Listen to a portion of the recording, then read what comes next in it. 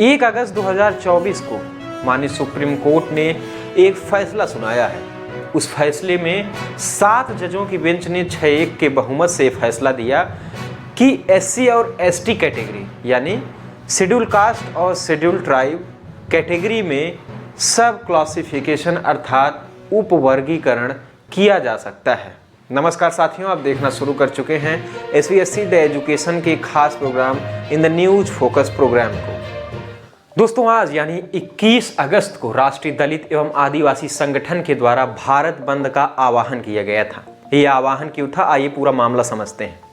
1 अगस्त 2024 को supreme court ने यह फैसला दिया। सुप्रीम कोर्ट ने कहा कि SC और ST कैटेगरी को मिलने वाला रिजर्वेशन, यानी आपको पता है कि SC और ST कैटेगरी को रिजर्वेशन प्राप्त होता है यदि मान लें कि 100 सीटें किसी सरकारी कॉलेजेस या नौकरी में निकाली गई हैं, तो उन 100 सीटों में 15 सीटें SC और 7.5 सीटें SC कैटेगरी के लिए रिजर्व होंगी।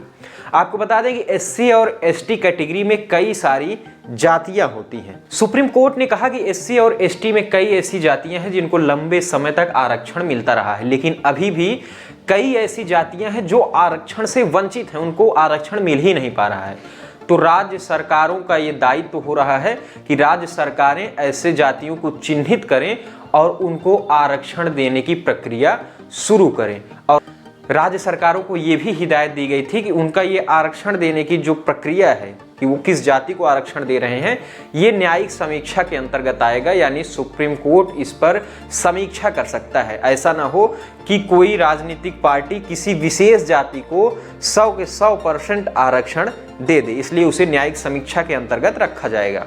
कोर्ट ने कहा ऐसा ना हो कि ये आरक्षण किसी राजनीतिक प्रेरणा से दिया जाए। सुप्रीम कोर्ट ने 20 साल पहले अपने ही दिए हुए फैसले को पलट दिया। सुप्रीम कोर्ट अपने फैसले को पलट सकता है। यदि सुप्रीम कोर्ट अपने ही फैसले को पलटना चाहे तो वो पिछले वाले फैसले में जो बेंच बनी थी उससे बड़ी बेंच बनाकर अपने फैसले को पलट सकती है। सुप्रीम कोर्ट ने 20 साल पहले ये कहा था कि अनुसूचित जाति खुद एक समूह है, अब इसमें जातियों के आधार पर बंटवारा करके हम सब क्लासिफिकेशन नहीं कर सकते हैं। सुप्रीम कोर्ट ने इस फैसले में एक और टिप्पणी की है। सुप्रीम कोर्ट ने कहा है कि SC और ST कैटेगरी में कुछ ऐसी जातियां हैं जो कई साल से आरक्षण का लाभ उठा रही हैं, यानी वो आरक्षण का लाभ उठाकर समाज में एक बेहतर स्थिति पर पहुंच चुकी हैं। आपको बता दें कि OBC कैटेगरी में आपने देखा होगा क्रीमी लेयर की व्यवस्था है। इंदिरा साहनी केस के बाद क्रीमी लेयर की व्यवस्था की गई थी। सुप्रीम कोर्ट ने कहा कि SC और ST कैटेगरी में भी क्रीमी लेयर की व्यवस्था की जाए, यानी जो आगे बढ़ चुके हैं उनका आरक्षण लेके अभी भी जो पिछड़े दबे कुचले लोग हैं उनको आरक्षण दिया जाए। भारत सरकार ने SC और ST कैटेगरी में क्रीमी लेयर लागू करने के पक्ष में नहीं है। भारत सरकार ने इससे साफ इनकार किया है, लेकिन फिर भी ये भारत बंद का आह्वान क्यों हुआ है और भारत में हड़ताल जैसी स्थिति क्यों बन चुकी है, आइए थोड़ा सा समझ लेते हैं। अभी हमने कल और परसों एक सेशन किया था, आपने देखा होगा। UPSC ने एक एडवर्टाइजमेंट निकाला था कि 45 पदों पर लेटरल एंट्री संयुक्त सचिव, उप सचिव और निदेशक के पदों पर होनी थी, जिसपे आरक्षण के मसले को लेकर काफी विरोध हुआ कि इसमें आरक्षण की व्यवस्था नहीं थी।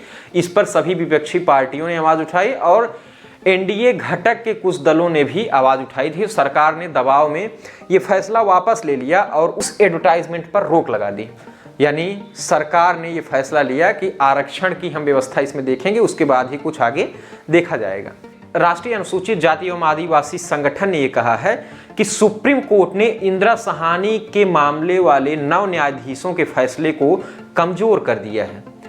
संगठन ये भी कह रहा है कि सरकार भले ही आज उस फैसले को लागू नहीं कर रही है, लेकिन सुप्रीम कोर्ट ने यह फैसला देकर सरकार के लिए एक विकल्प खोल दिया है। सरकार आगे चलकर कभी भी इस विकल्प का प्रयोग कर सकती है, तो इसलिए सरकार सुप्रीम कोर्ट के इस फैसले को पलट दे। तो ये सवाल ये उठ रहा है कि क्या सुप्रीम कोर्ट के फैसले को सरकार पलट सकती है? तो चलते हैं 2018 में सुप्रीम कोर्ट ने एक फैसला सुनाया था। उस फैसले में सुप्रीम कोर्ट ने कहा था कि SC ST अत्याचार अधिनियम 1989 के तहत दर्ज मामलों में तत्काल गिरफ्तारी ना हो, क्योंकि सुप्रीम कोर्ट के पास ऐसे मसले आ रहे थे जिसमें इस कानून का दुरुपयोग दिख रहा था। मार्च महीने में सुप्रीम कोर्ट का ये फैसला आता है। इसके बाद देश में आंदोलन शुरू हो जाता है। 2 अप्रैल को भारत बंद का आह्वान किया गया था और इसके बाद सरकार ने एक संशोधन बिल पारित किया और ये बिल पारित करके सरकार ने सुप्रीम कोर्ट के फैसले को पलट दिया और कहा कि नहीं, यथास्थिति जो कानून है वो लागू रहेगा, इसमें कोई बदलाव नहीं होगा। सुप्रीम कोर्ट के इस फैसले के बाद SC और ST कैटेगरी की जातियां 2 गुटों में बढ़ चुकी हैं। जिन जातियों को आरक्षण का लाभ मिल रहा है वो सुप्रीम कोर्ट के फैसले का विरोध कर रही हैं और जिनको नहीं मिल रहा है, जो अभी भी आरक्षण के लाभ से वंचित हैं, वो माननीय न्यायालय के इस फैसले का सम्मान कर रहे हैं। चूंकि सभी विपक्षी पार्टियां इसका विरोध कर रही हैं और NDA गुट के भी कुछ पार्टी इसका विरोध कर रहे हैं, इसलिए सरकार को सोचना पड़ेगा। सरकार ने अभी कल ही परसों मैंने आपको बताया था लेटरल एंट्री वाले फैसले को वापस ले लिया था। अब इसमें सरकार भारत बंद के बाद क्या फैसला लेगी, इसको देखने वाली बात होगी। इसमें आपकी राय क्या है, इसको आप कमेंट बॉक्स के माध्यम से जरूर साझा करें। अंत में बात कर लेते हैं भारत बंद है क्या। भारत बंद, हड़ताल, असहयोग, ये अपनी असहमति जताने का एक तरीका है। कोई संगठन या समूह है, उसकी बातें सरकार तक पहुंचाने का एक तरीका होता है।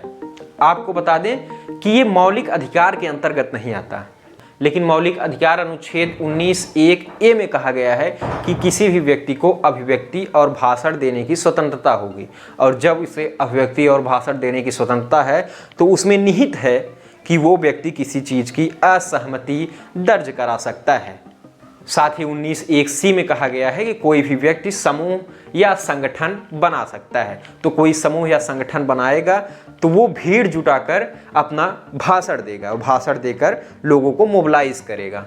तो ये संविधान में मौलिक अधिकार 19(1)(a) और 19(1)(c) के माध्यम से होता है।